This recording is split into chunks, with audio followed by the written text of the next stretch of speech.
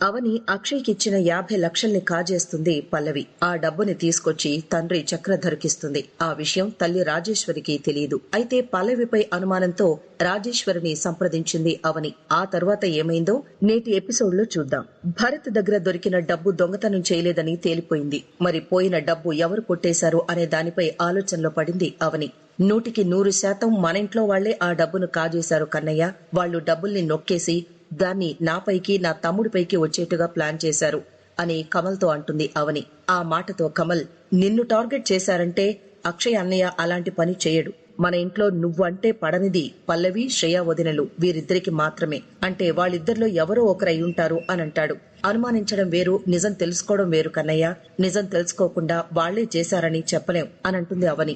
నీకు ఎవరిపైనైనా అనుమానం ఉంటే చెప్పు వదినా, వాళ్ల డొక్క తీసి డోలు కడతా అని అంటాడు కమల్. ఆ మాటతో అవని, నువ్విలా ఆవేశపడతావనే పల్లవిపై అనుమానం ఉన్నా కూడా నీకు చెప్పలేకపోతున్నాను కన్నయ్య అని తనలో తాను అనుకుంటుంది అవని. నీకెలాంటి హెల్ప్ కావాలన్నా చేస్తా వదినా. నీపై పడ్డ నిందను చెరిపేయడానికి ఏం చేయడానికైనా నేను సిద్ధమే అని అంటాడు కమల్. ఆ మాటతో అవని, నాపై మీ అన్నయ్యకి నమ్మకం లేకపోయినా నీకుంది. థ్యాంక్స్ కన్నయ్య. అవసరం అనుకుంటే తప్పకుండా నీ సాయం తీసుకుంటాను అని అంటుంది అవని. ఇక కమల్ అయితే, ఆ డబ్బు కొట్టేసిన వాళ్ళెవరో నాకు తెలియాలి, అప్పడం చేసేస్తా అని అనుకుంటాడు.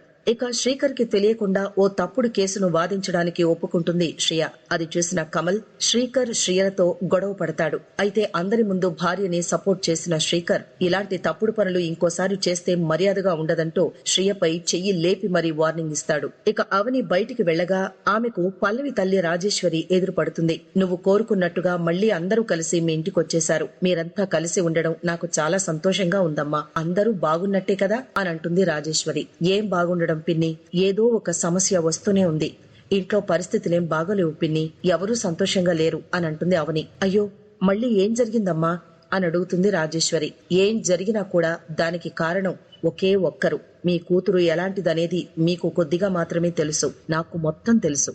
ఇది కూడా పల్లవి వల్ల వచ్చిన సమస్యే. అది నిరూపించడానికి నా దగ్గర ఆధారం లేదు. ఆ నిజాలు బయటపడాలన్నా, మీ కూతురికి బుద్ధి చెప్పి లైన్లో పెట్టాలన్నా నాకు మీ సాయం కావాలి పిన్ని అని ప్రాధేయపడుతుంది అవని. దాంతో రాజేశ్వరి, పల్లవి నా కూతురన్న స్వార్థంతో నీకు అన్యాయం జరుగుతూ ఉంటే నేను చూస్తూ ఊరుకోలేను. నీకేం కావాలో చెప్పమ్మా, చేతనైన సాయం చేస్తాను అనంటుంది రాజేశ్వరి. దాంతో అవని జరిగింది మొత్తం పూసగుచ్చినట్టుగా చెప్తుంది. దాంతో రాజేశ్వరి ఇంటికొచ్చి మొత్తం వెతుకుతుంది. ఆమెకు డబ్బుతో ఉన్న బ్రీఫ్ కేస్ ఒకటి దొరకడంతో వెంటనే అవనికి కాల్ చేస్తుంది. రావని రా, మీ బాబాయ్ గారు ఎప్పుడూ అంత మొత్తంలో డబ్బు ఇంట్లో పెట్టరు. నిన్న పల్లవి ఇంటికొచ్చి వాళ్ల నాన్నతో మాట్లాడి నన్ను కలవకుండానే వెళ్లిపోయింది. పల్లవి వచ్చిందా అని ఆయన అడిగితే రాలేదు అని అన్నారు. నువ్వు చెప్పిన దాన్ని బట్టి చూస్తే మీ ఇంట్లో పోయిన డబ్బు మా పల్లవి తెచ్చి ఆయనకిచ్చింది. అందుకే నీకు కాల్ చేశాను. మీ బాబాయ్ బయటికి వెళ్లారు, త్వరగా వెళ్లి ఆ డబ్బుని చూద్దాంరా అంటూ లోపలికి తీసుకువెళ్లి పల్లవి తెచ్చిన బ్రీఫ్ కేసును అవని చేతిలో పెడుతుంది రాజేశ్వరి. నేను డబ్బు తీసుకొచ్చిన సూట్ కేస్ ఇదే పిన్ని అని అంటుంది అవని. ఒకే రకం సూట్ కేసులు చాలా ఉండొచ్చు కదా, ఒక్కసారి ఓపెన్ చేసి డబ్బులున్నాయో లేదో చూసేస్తే క్లారిటీ వచ్చేస్తుంది కదా అంటుంది రాజేశ్వరి. దాంతో అవని సూట్ కేస్ ని ఓపెన్ చేసి చూస్తుంది.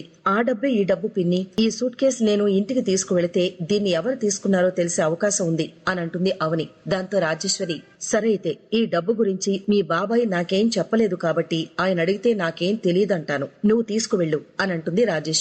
ఇంతలో రాజేశ్వరి అంటూ ఎంట్రీ ఇస్తాడు చక్రధర్. అతన్ని చూడగానే షాక్ అయిపోతారు అవని, రాజేశ్వరి.